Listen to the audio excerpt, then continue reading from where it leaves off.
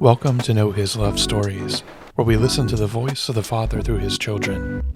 Today's story comes to us from Mary. She's originally from northeastern Pennsylvania, and after earning her bachelor's degree at Temple University, she went on to study speech pathology at the University of Pittsburgh. She currently lives in Western Germany and works as a speech pathologist. This is a Know His Love story.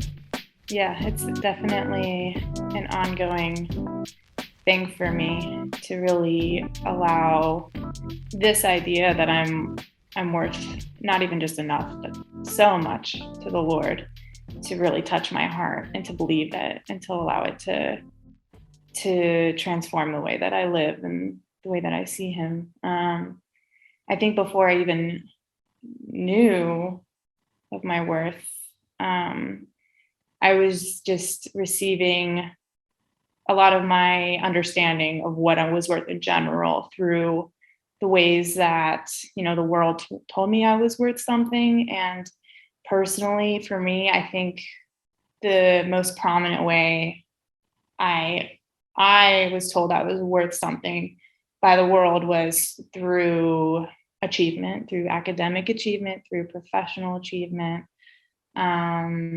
I saw how other people, especially in my close life and my family, especially how when something was achieved, especially like academic excellence or professional excellence, the type of attention that kind of was attracted in those kinds of instances.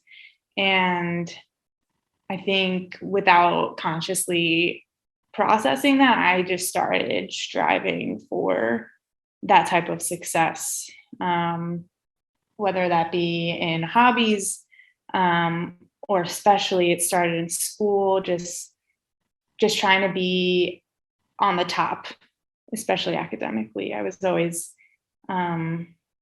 just working as hard as I could to make sure I could be kind of in the academic spotlight. And yeah, I always kind of liked how it felt when I was getting attention, especially from people that were important to me when I was achieving those things. And I just started attaching that to my identity. I went on to get my master's degree, and I think that's when things really got ahead of me. And in previous stages of my life, it was easy for me to feel kind of like I could be the best. But then when I got to my master's degree, I was with a lot of other students that were very brilliant. And I just started to, or maybe this was going on already the whole time, but I started imagining what people were thinking about me more and more. And, those voices became louder. And I realized that I was doing that to other people my whole life, measuring other people, who they were based off of achievements. Just measuring myself. And I saw myself as a measure of what I was accomplishing. And it wasn't just, these things. I think that was one of the biggest ones for me, but it was always, the world told me I was worth something if I was good looking, if I was accomplishing a lot, if I was really good at something in a way that stood out among other people. So it's kind of always this measurement of like comparing to other people. And then when I started to reach it being a matter of my spirituality or relationship with God, I felt like I had to do something amazing there too, to earn attention, even from God. And a lot of that was through the eyes of other people. You learn a lot about the Lord through people.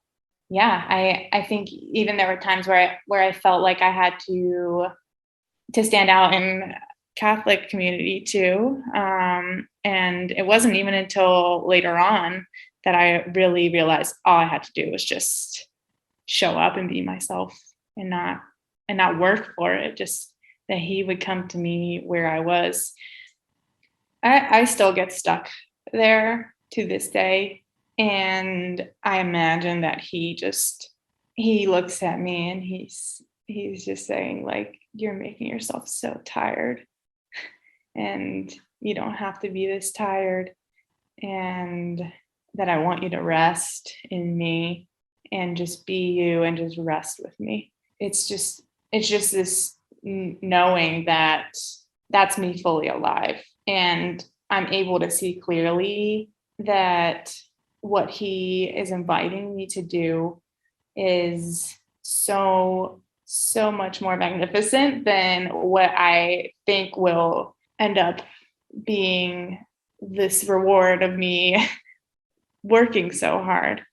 And I just feel that glory. I feel that freedom, that joy, that unreal freedom of being united to him and his plans for me, and just being able to stand there and look and see, like, him showing me, like, that's what you thought was going to actually bring you what you have now, when really all you had to do was just rest in me.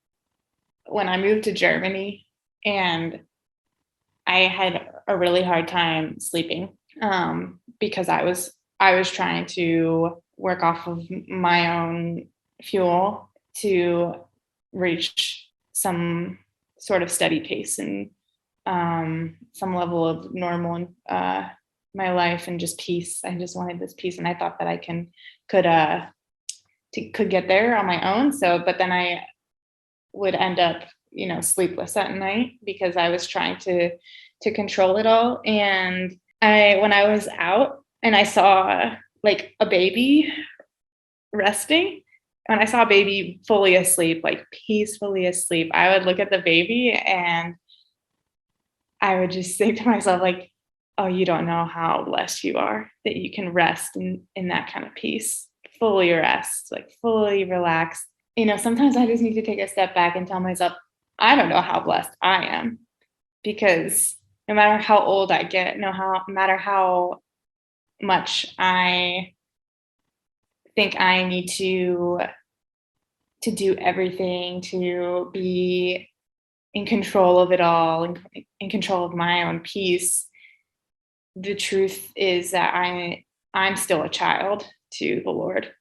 I'm still invited to rest in the same way that those newborn babies are resting in the presence of their mom, because I think so many times I get nostalgic about this time when I could just be in the presence of my mom and relax, knowing everything is good, everything's okay, I'm safe there, when really I'm invited to have that with God for the rest of my life. There have been times in prayer where I've shown up and this hasn't happened really in the adoration chapel or anything, but where he's brought me to such rest where I could fall asleep.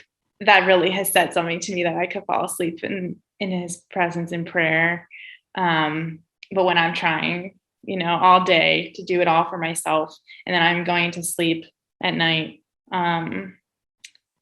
having not fully surrendered things to him, it just shows me that that's where I'm meant to find real rest. And yeah, I think that I'm complaining a lot to myself about having to adult, when really I'm always having to humble myself to remind myself I'm a child. I'm a child to the Lord. And that's where I can really relax. So having all of this stuff with anxiety and always striving for something, anything other than God, whether that be good grades or, being, a good speech therapist in the eyes of, a parent or, somebody else. None of that will give me the type of rest that I can get when I remind myself I was created to be a daughter to God. I think a way that God really shows his personal love for me is when I'm journaling. I've always liked to write. I've always felt like I was pretty good at it, but there's something about when I sit down with my journal and I actually invite God to write with me. And I can just end up writing so beautifully. And I know that that's not me alone. That's him, speaking into my heart through a pen. And these words just end up coming out that I know I couldn't string together on my own. And it's a gift to me because I get to express myself, to him even. It's not that I really I'm often sharing what I write, but it's a gift to be able to feel that sense of relief, to express myself in words that I couldn't combine together to understand myself. It shows me that he understands me in a way that I can't even really understand myself. And it's also just beautiful. It's a gift to see these words. And it's not something that I have to share, but really he's doing it for me to love me so intentionally by just creating beautiful writing, but also creating beautiful writing about me. First, set aside even just a small amount of time to try praying even a little bit every day. Just ask God to be with you and to see what happens, trusting that he can do more with 5 minutes than you can with 24 hours on your own. And then from there, I would just allow yourself to be told who you are by God before you try and go create that for yourself, because you can confuse yourself by doing that, by trying to be something that the world might tell you will be rewarding, when really you can be loved how you were made to be loved and rest how you were made to rest if you first allow yourself to be told who you are by God and then live out of that. And you can find so much peace there, because this world is inevitably painful and broken, and just operating out of your own mechanisms of defense will tire you out.